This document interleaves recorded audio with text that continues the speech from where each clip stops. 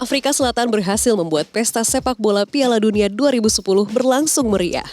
Sebagai salah satu perhelatan Piala Dunia yang masih kita kenang, kemeriahan itu tidak lepas dari trompet khas Afrika Selatan bernama Vuvuzela. Vuvuzela adalah trompet yang selalu ditiupkan supporter Afrika Selatan sebagai bentuk dukungan mereka. Trompet berbahan dasar plastik itu berbentuk layaknya tanduk panjang. Menurut Wikipedia, Vuvuzela pertama kali digunakan sebagai alat untuk memanggil warga yang tinggal jauh di luar kampung ketika harus menghadiri pertemuan. Dengan adanya kata jauh, artinya suara yang dikeluarkan sangat keras. Bayangkan kalau Anda penonton di stadion yang diapit oleh dua orang yang meniup Vuvuzela dengan sangat semangat sepanjang pertandingan. Bisa-bisa gendang telinga Anda pecah. Kata-kata tersebut sudah pasti terlalu berlebihan, tetapi hasil penelitian mengamini pernyataan tersebut. Menurut para peneliti dari Pretoria University, rata-rata paparan suara selama Piala Dunia adalah 100,5 desibel dan yang tertinggi mencapai 144,2 desibel. Angka tersebut dinilai sangat tinggi. Sebagai warga Afrika Selatan, saya menilai suara Vuvuzela tidak baik untuk telinga ketika ada yang meniupnya dari jarak dekat. Ujar Dr. Dirk Kukemur, salah satu peneliti dalam studi tersebut. Yang mengejutkan saya, faktanya Vuvuzela menghasilkan suara 4 kali lebih besar dari perkiraan. Bukti memperlihatkan suara yang dihasilkan begitu keras. Jika terus-menerus sepanjang pertandingan, telinga bisa mengalami kerusakan meski menggunakan pelindung, kata Dr. Dirk Kukemur. Namun di balik keunikan Vuvuzela, nyatanya banyak kritikan yang masuk pada pengguna trompet Afrika Selatan ini. Bisingnya Vuvuzela bahkan membuat beberapa pihak meminta FIFA untuk melarang penggunaannya.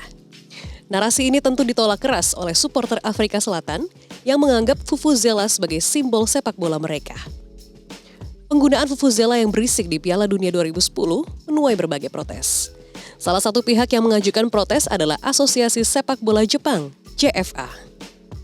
Melalui presidennya Motoaki Inukai, JFA meminta agar FA Afrika Selatan melarang penggunaan Vuvuzela. Inukai juga melayangkan protesnya ke Presiden FIFA saat itu, Sepp Blatter. Tak hanya JFA, beberapa ahli di bidang kesehatan pun ikut mengomentari penggunaan Vuvuzela di Piala Dunia 2010.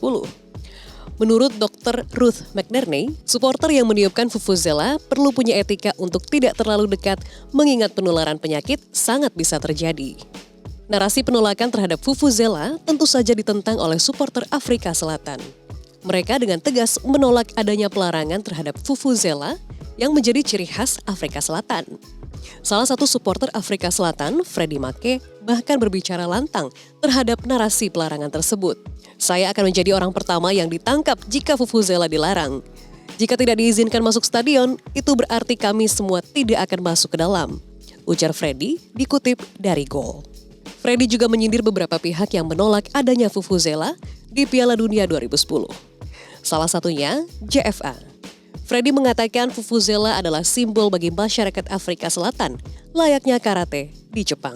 Setelah lama ditentang, akhirnya Vuvuzela dilarang juga oleh FIFA. Puncaknya terjadi pada tahun 2014. Vuvuzela jelas sangat mengganggu dengan suara berisiknya. Tindakan pelarangan diambil sebagai upaya untuk memberikan rasa nyaman bagi supporter lain maupun pemain yang sedang fokus dalam laga.